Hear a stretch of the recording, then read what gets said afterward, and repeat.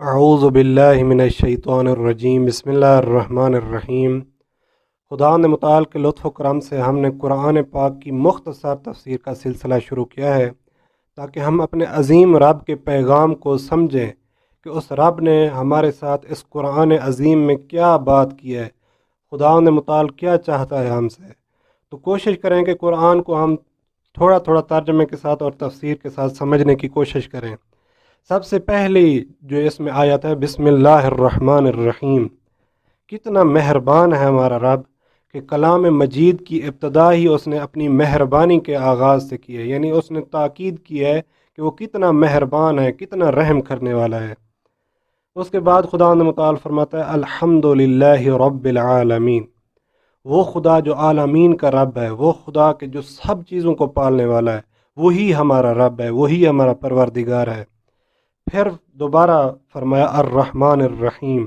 رحمان اور رحیم میں ایک تھوڑا سا فرق ہے، وہ یہ ہے کہ رحمان رحمت عام ہے، یعنی اس دنیا میں خداوند متعال کافروں کو بھی نعمت عطا فرماتا ہے، اس پر کافروں پر بھی مہربان ہے اور مومنوں پر بھی مہربان ہے۔ لیکن رحیم جو ہے وہ رحمت خاص ہے، یعنی قیامت والے دن خداوند متعال فقط اور فقط مومنوں پر مہربان ہوگا، کافروں پر نہیں۔ اور اسی طرح اگلی آیت میں خداوند متعال فرماتا ہے مالک یوم الدین۔ مالک یوم الدین سے ہمیں پتہ چلتا ہے کہ ہم احتیاط کریں، ہمیں پتہ ہونا چاہیے کہ کوئی ایک ایسا دن آنا ہے جب ہمارا حساب کتاب ہونا ہے، ہم نہ حق نہ کریں، کسی کے ساتھ ظلم نہ کریں، کوئی ناانصافی نہ کریں، یعنی ہمیں یقین ہو قیامت پر۔ جب قیامت پر یقین ہوگا تو ہم اپنی اس دنیا کو بہترین طریقے سے گزاریں گے۔ مالک یہ نہیں کہ فقط آخرت کا مالک ہے خداوند متعال، نہیں، آخرت کا بھی مالک ہے اور دنیا کا بھی مالک ہے۔ ایاک نعبد و ایاک نستعین، یعنی یہاں پر خداوند متعال نے اس آیت کے ذریعے انسان کو یہ بتلا دیا ہے کہ خداوند متعال کے علاوہ اور کسی سے کوئی امید نہ رکھے اور نہ ہی اس کے علاوہ کوئی لائق پرستش ہے، فقط اور فقط خداوند متعال کی ہی عبادت جائز ہے، بس، اور کسی کی عبادت جائز نہیں۔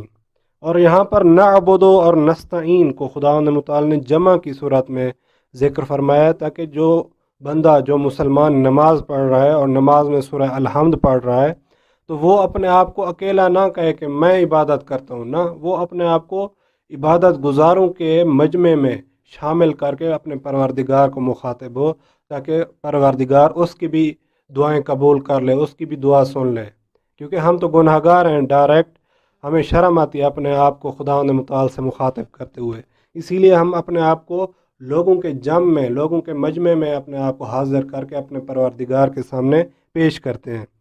اسی طرح اگلی آیت میں خداوند متعال فرماتا ہے اہدنا الصراط المستقیم۔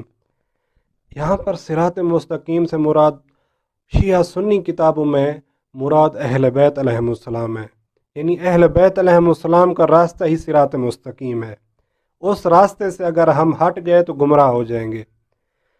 اور اسی طرح اگلی آخری آیت میں خداوند متعال نے انہی اہل بیت علیہم السلام کے بارے میں دوبارہ تاکید فرمائی ہے اور یہ فرماتا ہے کہ یہ وہی ہیں کہ جن پر میں نے اپنی نعمتیں نازل کی ہیں، اور انسان کو حکم دیا ہے کہ وہ بھی دعا مانگے کہ خدایا مجھے ان کے راستے پر چلا جن پر تو نے اپنی نعمتیں نازل کی ہیں، نہ کہ وہ جو گمراہ ہیں یا جن پر تیرا عذاب نازل ہوا ہے۔